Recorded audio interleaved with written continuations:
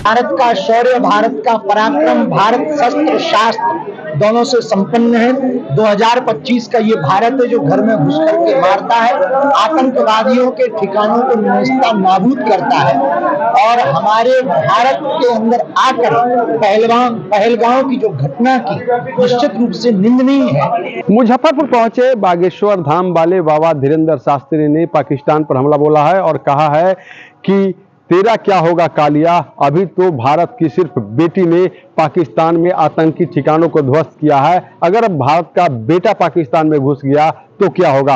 आपको बता दें कि बागेश्वर धाम वाले बाबा धीरेंद्र शास्त्री आज मुजफ्फरपुर पहुंचे थे, जहां श्री श्री 1008 विष्णु महायज्ञ में उनका दिव्य दरबार लगा। कई लोगों की भी अर्जियां भी सुनी गई, जिसके बाद वह मीडिया से रूबरू होते हुए कहा कि बीते दिनों कट्टरपंथियों के द्वारा पुलवामा में हमारे कई टूरिस्टों की धर्म पूछकर गोली मारकर हत्या कर दी गई थी, जिसके बाद अब भारत की बेटियों ने भी पाकिस्तान के 9 आतंकवादी ठिकानों को ध्वस्त कर दिया।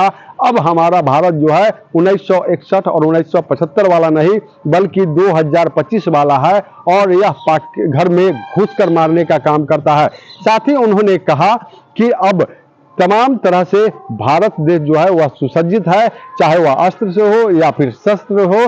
अब घर में घुसकर मारने का काम जो है वह भारत के जवान करते हैं। साथ ही उन्होंने इस मौके पर भारत के जवानों का हौसला भी अफजाई किया। वही जातीय जनगणना पर भी लेकर उन्होंने बड़ा हमला बोला है और कहा है कि जातीय जनगणना के बदला गरीब और अमीर का गणना होना चाहिए, जिससे यह पता चल सके कि देश में गरीब कितने हैं और अमीर कितने हैं। तो बड़ा बयान दिया है मुजफ्फरपुर पहुंचने के बाद बागेश्वर धाम वाले बाबा धीरेंद्र शास्त्री ने। साथ ही जो बीते दिनों आतंकवादी घटना हुआ था उसको लेकर उन्होंने बड़ा हमला बोला है और कहा है कि तेरा क्या होगा कालिया। सीधे सीधे पाकिस्तान को चिताया है और कहा है कि अभी सिर्फ हमारी बेटियां घुस के मारी है, अगर हम इंडिया के बेटे घुस गए पाकिस्तान में तो उसके बाद तुम्हारा क्या हश्र होगा, यह तो देखने वाला समय ही बताएगा। पूरे मामले को लेकर क्या कुछ कह रहे हैं श्री धीरेंद्र शास्त्री, उनकी बातों को सुनाते हैं। भारत का शौर्य, भारत का पराक्रम, भारत शस्त्र शास्त्र दोनों से संपन्न है। 2025 का ये भारत है जो घर में घुस करके मारता है, आतंकवादियों के ठिकानों को नेस्ता नाबूद करता है और हमारे भारत के अंदर आकर पहलगांव की जो घटना की निश्चित रूप से निंदनीय है, जो सुहाग को उजाड़ा है। भारत की सेना ने उसका मुंह तोड़ जवाब सिंदूर ऑपरेशन के तहत दिया। पाकिस्तान चूंकि बिगड़ैल औलाद है तो वो बाज नहीं आएगा, उसे बार बार इसी तरीके से ठिकाने पर लगाया जाएगा।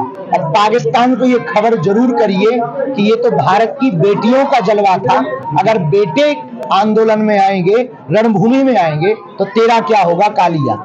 हिंदू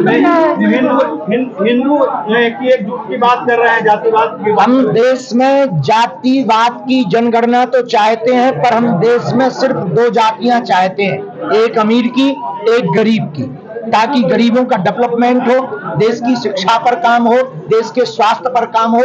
जातिगत जनगणना में ही देश को घुमाते रहोगे तो देश का कब भला होगा। कास्टवाद से ऊपर उठ करके राष्ट्रवाद पर देश को पहुंचना चाहिए। अपने निजी झंडे, पार्टी के झंडे से ऊपर उठकर तिरंगे की आन बान शान के लिए जीना चाहिए।